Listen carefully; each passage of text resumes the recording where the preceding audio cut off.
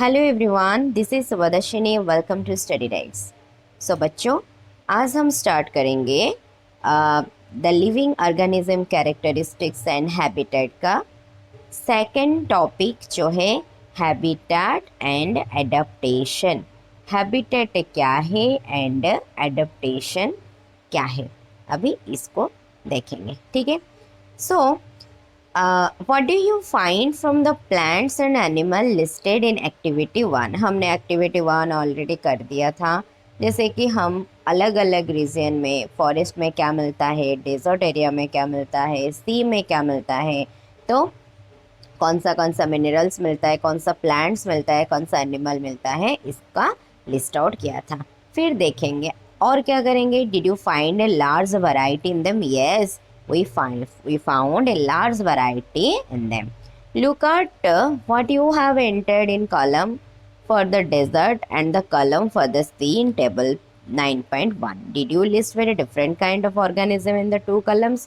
देखो, डेजर्ट में जो जो भी लिखोगे, डेजर्ट में क्या लिखना है, डेजर्ट में लिखना है आपको, जैसे कि कैमल हो गया, कैमल आ जाएगा तुम्हारा डेजर्ट में।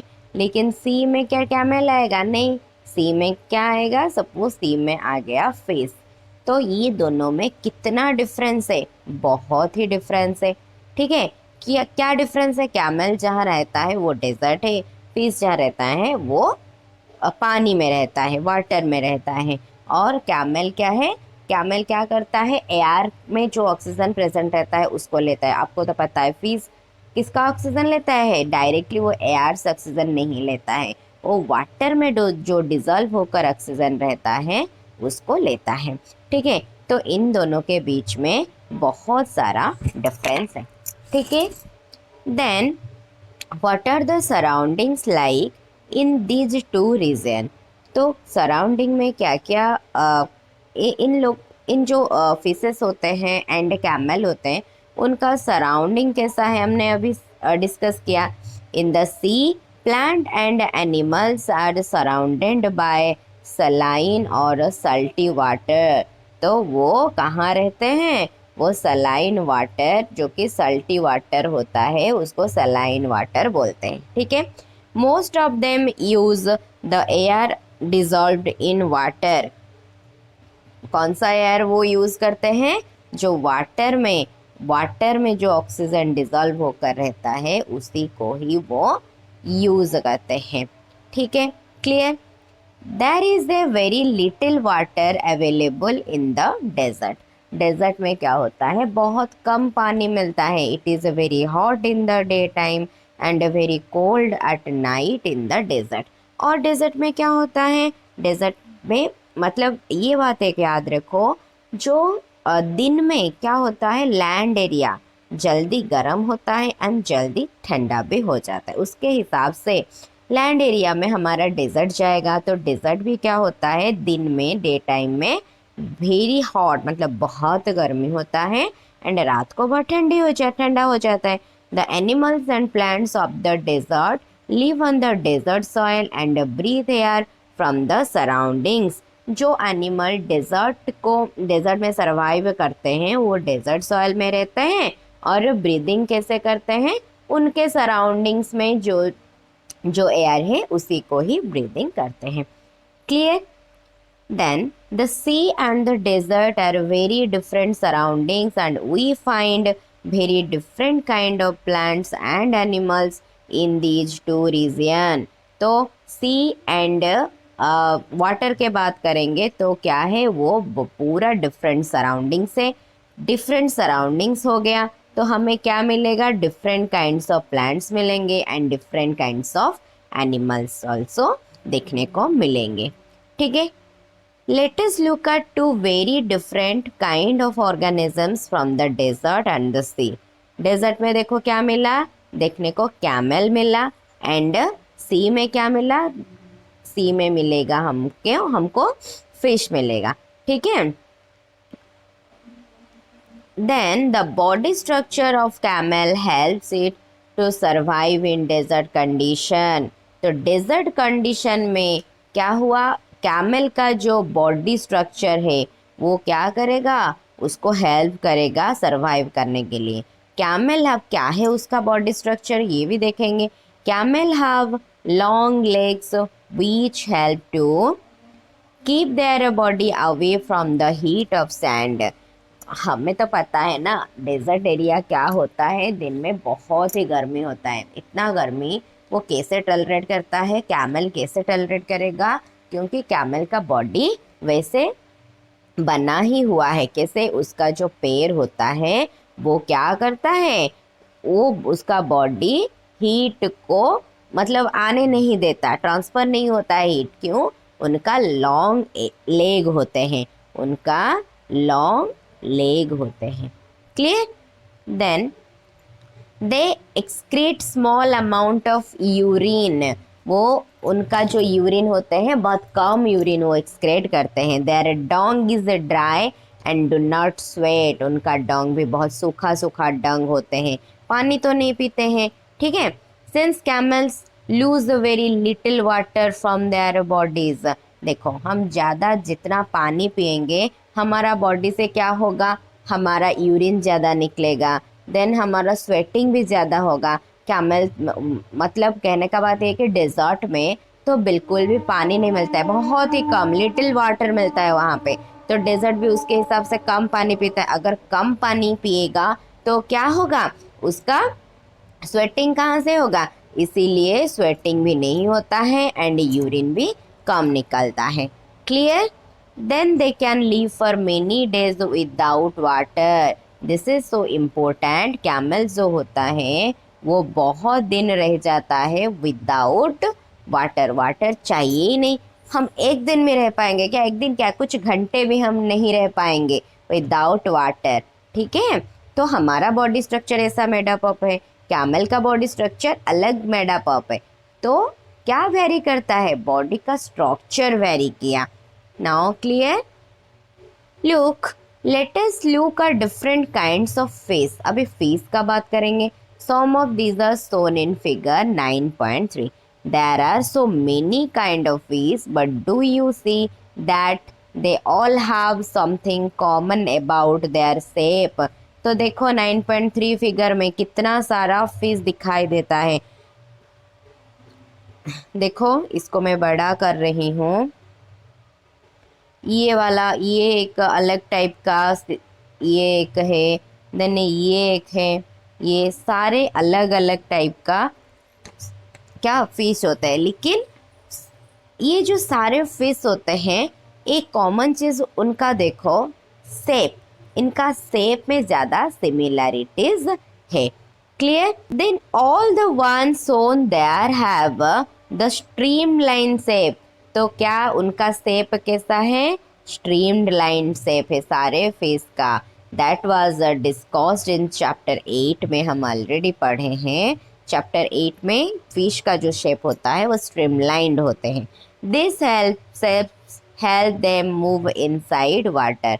ये जो है ना, और ये जो शेप आ रहा है, ये वाला शेप, इसको हम क्या बोलेंगे, ये होता है streamline shape.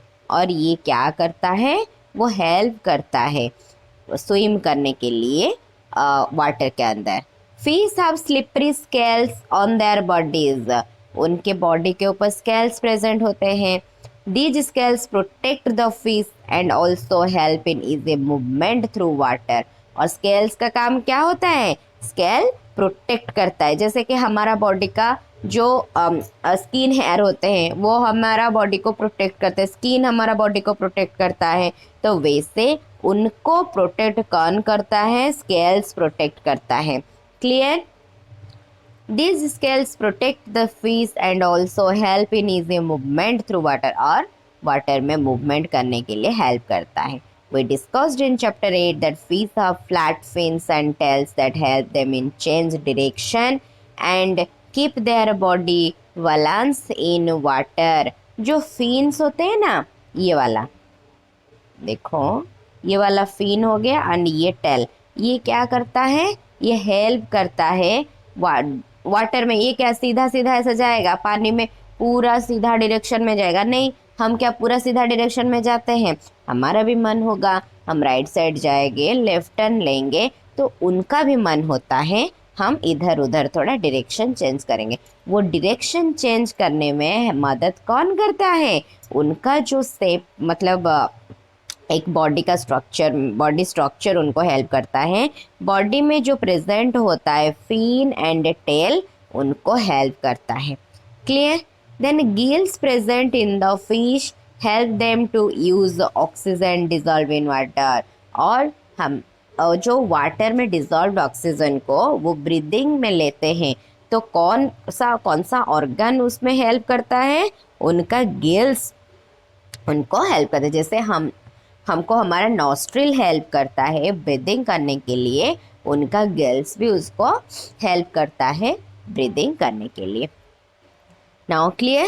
Then we see that the features of a fish help to live inside water and the features of a camel help to survive in the desert. तो क्या क्या डिफरेंस देखा? कैमल देखो, कैमल कैसे survive कहाँ करते हैं? वो डेजर्ट एरिया है, पूरा सैंड ही सैंड है, पानी वानी कुछ नहीं है। उनका बॉडी स्ट्रक्चर उनको हेल्प किया, भाई तुम यहाँ रहो क्योंकि तुम्हारा बॉडी को भगवान ने और नेचर ने ऐसे बनाया है, तुम डेजर्ट के लिए ही बनी हो। और फिश को देखो कितना वेरिएशन, वो ये भी ऑर्गेनिज्म है, ये भी ऑर्गेनिज्म है, लेकिन दोनों का बॉडी स्ट्रक्चर में वेरिएशन है, दोनों का रहने का जगह का वेरिएशन है। Now clear? Have taken only two examples from a very wide variety of animals and plants that live on the earth. हाँ, अर्थ में तो बहुत सारा एनिमल्स है, लेकिन हमने दो ही एनिमल का बीच में वैरायटी ढूंढा और डिस्कस कर लिया। In all this variety of organism we will find that they have certain features that help them to live in the surroundings in which they are normally found. The presence of specific features of certain habits which enable an organism to live naturally in a place is called adaptation. तो अभी देखो हमें मिल गया जो चीज़ हम ढूंढ रहे थे, व्हाट इज अडेप्टेशन। जो प्रेजेंस में स्पेसिफिक फीचर होता है, सर्टेन हैबिटेट्स होता है, क्या करता है? एक नेचुरली जो पहले से क्रिएटेड है, तो उसको बोलेंगे अडेप्टेशन। तो क्या हो गया? specific features of certain habitats which enable of organism to live naturally is called a adaptation. कोई एक जगह में कौन हेल्प करेगा? उसका बॉडी का स्ट्रक्चर, कुछ स्पेसिफिक फीचर्स होता है बॉडी पे, तो उसको हम बोलेंगे adaptation. Clear? Adaptation of organisms differ depending on their place of dwelling. That is why a fish cannot live out of water and a camel cannot live in the sea. इसीलिए तो camel कभी सी में नहीं टिक पाएगा और fish कभी desert में नहीं रह पाएगा। क्यों? Because their adaptation is a different adaptation दोनों का है। तो अडेप्टेशन क्या समझ में आया? अडेप्टेशन है सराउंडिंग डिफरेंट के लिए उनका बॉडी स्ट्रक्चर, देन उनका बॉडी का ओरिजिनलिटी और उनका हैबिट्स वो अलग अलग होना चाहिए। ठीक है, तो ये हो गया अडेप्टेशन। हम लोग को लेकर अब पानी में छोड़ देंगे, भाई तुम पानी में रहो, तो हम पानी में क्या करेंगे? हमारा तो हम मेडअप ऑफ है एयर में जो ऑक्सीजन होता है वो ऑक्सीजन लेने के लिए। हम पानी के अंदर जाकर क्या करेंगे? मर ही जाएंगे और क्या, और कुछ नहीं होगा। तो हमारा अडेप्टेशन क्या हो गया? पानी हमारा अडेप्टेशन नहीं है, हमारा अडेप्टेशन तो भाई लैंड ही है। क्लियर? नाउ आओ the place where organisms live in called habitat. Then जो जगह में हम रहते हैं हम उसको बोलेंगे हमारा हैबिटेट। जो प्लेस में रहते हैं, पर्टिकुलर प्लेस, जैसे कि घर क्यों ना हो, कोई एनवायरनमेंट क्यों ना हो, जो जगह में, जो कॉलोनी में आप रहते हो, जो प्लेस में डायरेक्टली आप रहते हो, वो हो गया हमारा हैबिटेट, आपका habitat. Clear? Then habitat means a dwelling place और ए होम। तो हैबिटेट का मतलब क्या है? आपका ड्वेलिंग प्लेस और ए होम को आप हैबिटेट बोल सकते हैं, क्योंकि वहाँ आप रह गए हैं। द हैबिटेट प्रोवाइड्स, क्या प्रोवाइड करता है, कौन सा हैबिटेट, फूड प्रोवाइड करेगा, water, air, shelter and other needs to organism. एक ऑर्गेनिज्म को जो जो चीज़ चाहिए, जो चीज़ों के लिए वो सरवाइव कर सकता है, वो सब मिलेगा जो जगह में। Several kinds of plants and animals live in the same habitat, तो सेम हैबिटेट में बहुत सारा एनिमल्स एंड प्लांट देखने को मिलते हैं और रहते हैं, ठीक है। The plants and animals that live on land are said to live in terrestrial habitats. तो प्लांट एंड एनिमल कहाँ रहते हैं, लैंड पर रहते हैं। तो जो प्लांट एंड एनिमल लैंड पे रहेंगे उसको हम, उनका हैबिटेट कैसा रहेगा, उनका हैबिटेट टेरेस्ट्रियल हैबिटेट रहेगा। Clear. Some example of terrestrial habitat है, और क्या क्या लैंड हो सकता है, फॉरेस्ट भी लैंड हो फॉरेस्ट में लैंड है, ग्रासलैंड भी लैंड है, डेजर्ट भी लैंड है, and coastal and mountain region also known as land में ही सारा जाएगा। तो इन्हीं जो जगह है, फॉरेस्ट हो, grassland, desert, coastal and mountain region, ये जगह में जो भी प्लांट और एनिमल रहेंगे उनको हम बोलेंगे, उनका हैबिटेट को क्या बोलेंगे, terrestrial habitat. Clear. Now on the other hand, the habitats of plants and animals that live in water are called aquatic habitat। जो प्लांट्स और एनिमल पानी में रहेंगे उनको क्या बोलेंगे, एक्वाटिक हैबिटेट से। उसका हैबिटेट एक्वाटिक क्योंकि वो पानी में रहते हैं। Lakes, river and ocean are some example of aquatic habitats. There are large variations among terrestrial habitat like forest, grassland, desert, coastal and mountain region located in different parts of the world। Okay, तो अलग अलग जगह में अलग अलग क्या होता है, टेरेस्ट्रियल हैबिटेट तो डिफरेंट होगा क्योंकि लैंड में, फॉरेस्ट तो भी एक लैंड है, ग्रासलैंड भी तो एक लैंड है, कोस्टल रीजन, ये सारा क्या होता है, एक एक हैबिटेट है। The organisms both plants and animals living in habitat are its biotic component. जो organism both plant and animal जो लिविंग होते हैं हम उसको क्या बोलेंगे, बायोटिक कंपोनेंट। और जो नॉन लिविंग होते हैं जैसे कि रॉक हो गया, सॉइल, एयर, वाटर, ये सारा नॉन लिविंग थिंग्स है, तो उनको बोलेंगे हम क्या, abiotic components. So clear. Are sunlight and heat biotic और अबायोटिक कंपोनेंट्स, बोलो सनलाइट क्या है, ये भी हमारा एबायोटिक कंपोनेंट है। क्या सनलाइट एंड हीट ये क्या लिविंग है, प्लांट एंड एनिमल जैसा वैसा है क्या, नहीं, तो ये हमारा एबायोटिक कंपोनेंट में जाएगा। Clear.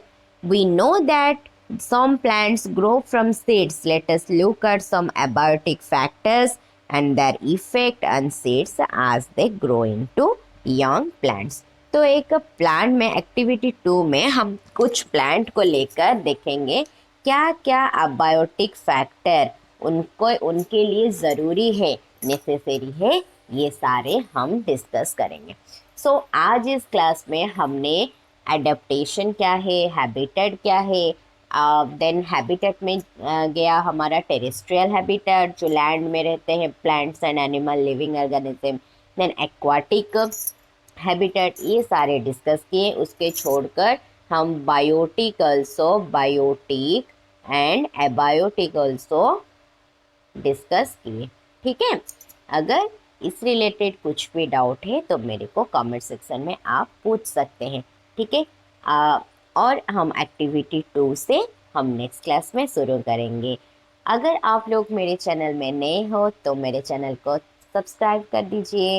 Okay, for now, thank you, bye bye.